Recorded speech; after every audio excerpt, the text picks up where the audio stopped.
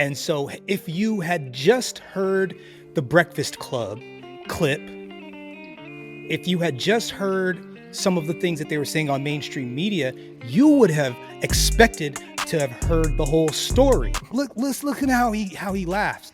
You are so bright and articulate, and I guess I can call you articulate since you're not an American black. But nobody said anything, bro. I waited a whole day. This interview was 2 days ago. I waited a whole day just to see if any creators were going to pull that part of the clip out and say something about it. And they all jumped on the Indian part. Really, y'all don't know this. Y'all in danger. I'm a threat. I'm a gamble with your life, cause you know that it's okay. It's okay. You know I ain't letting up. My foot is on your neck. Take my word for it. It's a promise and a threat. Really, y'all don't know this. Y'all in danger. I'm a threat. I'm a gamble with your life, cause you know that it's a bet. It's okay. You know I ain't letting up. My foot is on your neck. Take my word for it. It's a promise and a threat. I ain't never really want to flex my gifts, but I think it's my time. Let me check my wrist. You can never get my shine. I'ma keep on grinding until I reach the top. The reason why I'm playing this clip first is because they are real slick about what parts of it they're showing you. There's a very important part of this clip that's missing. And right now, Charlemagne the God is about to give Ann Coulter, he's about to give Ann Coulter Donkey of the Day. And he's going to give it to her for what we're talking about, but not exactly. Let's let him say it. Vivek Ramaswamy. Okay, I'm gonna be honest with you. I'm just putting Ann Coulter in this because it's objectively the right thing to do, because what she did was stupid. But there's a part of me that respects it. Why? Listen to what he just says. Listen to what he just says, because I want y'all to just really. Already a part of me that respects it. Yeah. All right, Charlemagne, please tell me, why was I your donkey of the day? Yes, donkey of the day for Friday, May 10th goes to Ann Coulter and Vivek Ramaswamy. Okay, I'm gonna be honest with you. I'm just putting Ann Coulter in this because it's objectively the right thing to do, because what she did was stupid. But there's a part of me that respects it. Why did I respect it? Because I respect honesty. Okay, we live in a world where every day people wake up and they lie to themselves, and then they project those lies onto other people. And one of the main things we lie about is how we feel. Okay, nobody is honest about their prejudices. Nobody is honest about their biases, simply because they don't want to deal with the consequences of their prejudices and biases. Well, Ann Coulter don't give a damn about none of that. Okay, she was on a podcast with Vivek Ramaswamy, and they were speaking about nationalism and the basic. Just because it's honest doesn't mean it's good. Told Vivek she would not back him for the GOP nomination, or she didn't back him for the GOP nomination because he's an Indian. I can't make this kind of stuff up. Let's listen. Oh, and I agreed with many, many things you said during, in fact, probably more than most other candidates when you were running for president, but I still would not have voted for you because you're an Indian. What? What? Oh, play it one more time. Play it. Oh, and I agreed with many, many things you said during, in fact, probably more than most other candidates when you were running for president, but I still would not have voted for you because you're an Indian. Jesus. I love when they say Okay, so we heard that. We heard that, yeah? Okay. All right, we heard that. Just a little bit more commentary, and then I'm going to give you the real clip. I'm going to let them talk a little bit more, and then I'm going to give you the real clip, and you're going to understand why I'm so agitated. Quiet part out loud. Play the second part for me, Red. She continued. She had more to it. There is a core national identity that is the identity of the WASP. And that doesn't mean we can't take anyone else in, a Sri Lankan or a Japanese or an Indian. But the core around which the nation's values are formed is the WASP. We've never had a president who didn't have at least partial English ancestry. Damn. We'll take y'all in, but y'all ain't going to lead, okay? White Anglos. Did you catch that? Continued. She had more to it. There is a core national identity that is the identity of the WASP. And that doesn't mean we can't take anyone else in, a Sri Lankan or a Japanese or an Indian. But the core around which the nation's values are formed is the WASP. We've never had a president who didn't have at least partial English ancestry. Damn. We'll take y'all in, but y'all ain't going to lead, okay? White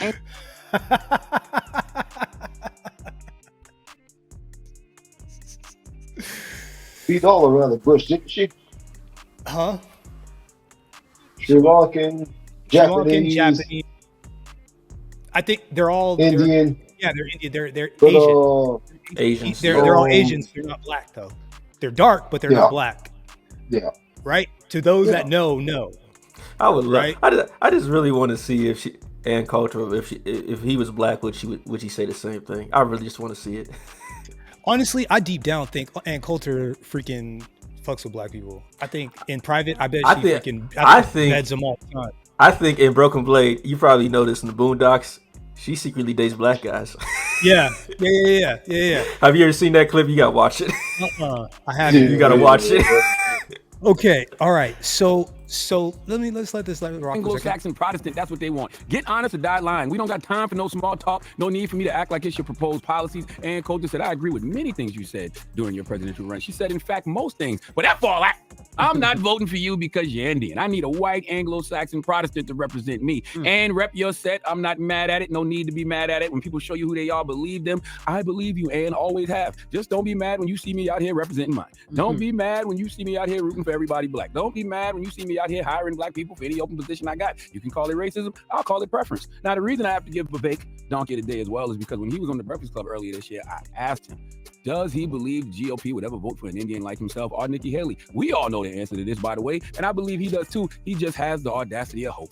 Let's listen to the question and answer. Do you think a person of color could ever be the GOP nominee? Yes, absolutely. Because I read an article in The Nation that said you and Nikki Haley can't escape GOP racism, and the article says you two are boxed in by the bigotry that you deny exists. What do you think of that? So I'll tell you what probably the bigger obstacle was for me. It wasn't skin color, and I still don't think it's a irresolvable obstacle, but it was religion. I'm Hindu. And, I think the easy thing you're supposed to do as a politician is, Be Christian. even if you're not, claim to be Christian, check the box, maybe shorten your name a little bit, make it easier to pronounce.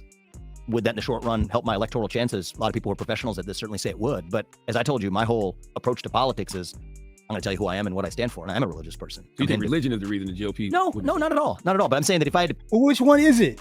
Is that what you just said? Yeah, make up your damn even mind. between the two factors, it's not even race. No, Vivek. It's all. So you heard what they had to say, right? They blew right through whatever Ann Coulter had to say. And so if you had just heard the Breakfast Club clip, if you had just heard some of the things that they were saying on mainstream media, you would have expected to have heard the whole story. Would you be surprised to know that the first part of that clip says something that I think, in my honest opinion, is much, much, much worse? Let's try. Let me hold on a second. Let me Honestly, wouldn't be surprised at all at this point. let me cue this up, because you're going to find out that they actually had to work a little bit hard to make that clip look and feel the way that it did. I'm gonna go ahead and put that out there. Like, I have to say that it was a very clever way to try to take the attention off the most important part of what she said. And I'm shocked, actually. Hold on. Let's try this. Okay. So this is queued up right before Ann starts to speak from the other clip. This starts with what he started to say. Let's watch. Of our conservative movement, and on this question of nationalism and national identity, somebody I've been fascinated by for a long time and have interacted with on social media, but for the first time we're having at least a live form conversation in the offline sense of it. It's Ann Coulter. So Ann, thanks for coming on, and I'm looking forward to our conversation today. Me too. Thanks for having me. That was a fantastic opening monologue. I too am a fan of Condescension, but whatever. yours. I'm going to make a point of disagreeing with you so that it will be fun. You are More condescension, but whatever. so bright and articulate, and I guess I can call you articulate since you're not an American black. Can't say that about them. That's What the fuck? derogatory.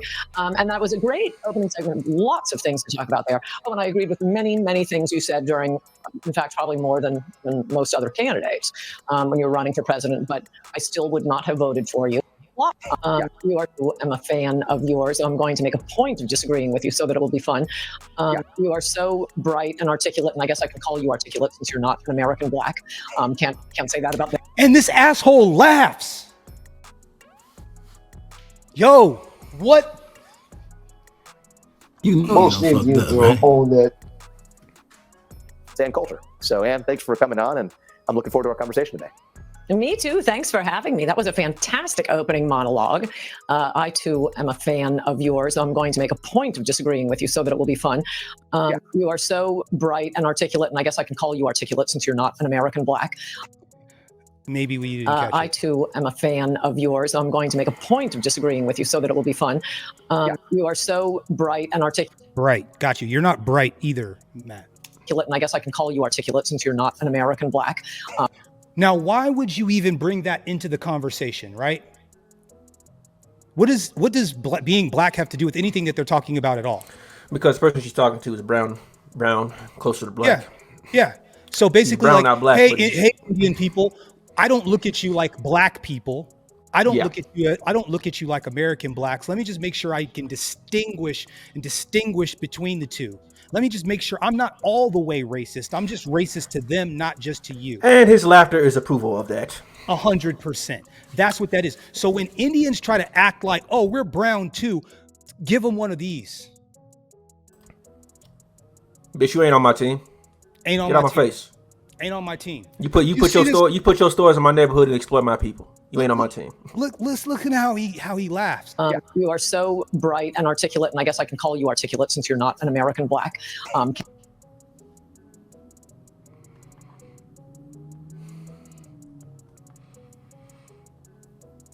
Are we done being jokes or what? Laughing stocks, asses of the joke. I'm tired of singing Kumbaya. Is what I'm tired about. I'm tired of these motherfuckers. I'm tired of these motherfuckers right here talking about, oh, we're your friends. Kumbaya. We the brown people. Nah, bitch. You ain't on my team. You don't play for my team. No. You ain't on my squad. Just because you brown, just because you a little dark, don't mean you on my team. Yeah. You want me down just like them folk. Yeah. But you saw how now look. Remember what I said. You heard where they picked up the clip. Today. Me too. Thanks for. They didn't pick up the clip where here. Yeah. They picked up the clip right after she said what she said. You're an Indian instead of you're more articulate than blacks. I'm like, it's more offensive to blacks. That's why, they're like, oh, wait a minute, we can't use that. We gotta sing Kumbaya. We gotta sing Kumbaya, right? Ooh. But nobody said anything, bro. I waited a whole day. This interview was 2 days ago. I waited a whole day just to see if any creators were going to pull that part of the clip out and say something about it. And they all jumped on the Indian part. I'm looking forward to our conversation. Is that what it is? Me too. Thanks for having me. That was a fantastic opening monologue. I too am a fan of yours. I'm going to make a point of disagreeing with you so that it will be fun. You are so bright and articulate, and I guess I can call you articulate since you're not an American black. Can't say that about them. Yuck. Can't say that about. Why the fuck would you want to say that about them, right? Like, so you're basically saying an entire group of people are not bright, man. Trying to get us to uplift the Indian, bro. Get the fuck out my face with this bullshit. I'm only concerned with black people. Black people only should be concerned with black people. People, it's more like it's subhuman treatment. It's like we're gonna treat you like a cattle, and we're gonna extract the damn meat from you. Yeah. After we slaughter you. Yeah, 100%. That's what Democrats do. 100%. 100%. Oh, and you're too dumb to take care of yourself. You're too dumb to know what you're too dumb to know X, Y, or Z. You know what? Let this. I want. That's articulate. I'm going to make a point. Fantastic opening monologue. I too am a fan of yours. I'm going to make a point of disagreeing with you so that it will be fun. You are so bright and articulate, and I guess I can call you articulate since you're not an American black. Can't say that about them.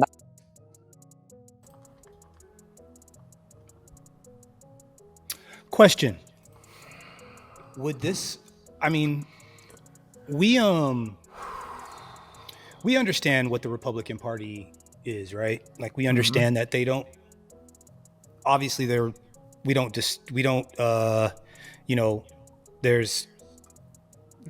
two sides of the same coin. Definitely. What do you think that it would take to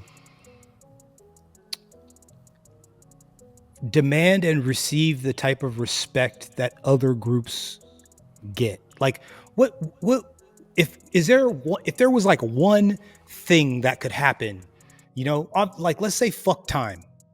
What would need to happen in order for us to be able to get the type of respect that every other man in this country gets? Do you think that's possible, or do you think that since it was built on what it was built on, that there's no way that we can? Salute to Uncle D. You have to get dirty like they do. You have to play the game that they do. Show no mercy. Yeah. So if they're willing to compromise and extract and extort and burn and pillage just to get ahead, get a one up on you, you got to be willing to do that. But unfortunately, we've been propagandized into singing Kumbaya. Amen. Trash. When really we should be going to war. Yeah. In a figurative sense, YouTube. I don't want us to get us. Yeah. Yeah, of course. No, but I mean, Yeah. politics is, what is it? Politics Yeah. is WAR by other means. I think that's, I don't know, I might have screwed up the specific part of it, but that's basically it. Like, politics is war by different means. Like, obviously we're not shanking each other, but we're definitely shanking each other, right? And so same with economic power. So, absolutely. Which is the most important, especially in this country. Which, like I said, we're not trained to fight. We're not trained to fight unless absolutely necessary. Like any time in the political or economic game where black people had to fight back is because we had to. We never were always on defense. We're never on offense. Never on offense. And that's got to change. And and you know what? I think we're recognizing that now, right? Like, we're recognizing that, right? So we can even take like the latest hip hop situation, right? Kendrick was like, I'm not thinking checkers, I'm thinking chess, right? I'm going to use your strengths against you, right? Exactly. You want to talk about probably one of the most genius moves? We talked about it the other day. What did they do? They took all the copyrights off of the music. Kendrick did. So that everybody can play their music on YouTube and eat. And most people who were reacting from it were black creators. Black creators. No, he took the copyright off. Bro, do you guys have any? Okay, if you guys were to look at the backside of my YouTube, okay, almost every single video is demonetized for some reason. Whether it's I have to like provide the licensing for the music on my opening song. That they pulled that on me. So I had to go back, find the licensing to the opening song, and then I had to apply it to every video I've done for a year and a half, almost 2 years. YouTube did that to me. Manually? Yes. I had to go like that's how this stuff is. You know what I'm saying? Like that's how they do you in YouTube. And shout out to Uncle D for, he's kind of going out on a ledge there, and I'm named in it too, and part of me feels like my you didn't do anything wrong, you good. I'm in the suit. I'm named in the suit. So, whether they do their homework and they, realize that I'm part of that whole situation and they try to put the kibosh. I think I'm gonna do it no matter what, man. They're gonna see your name. They're gonna be like this. How dare you? I'ma gamble with your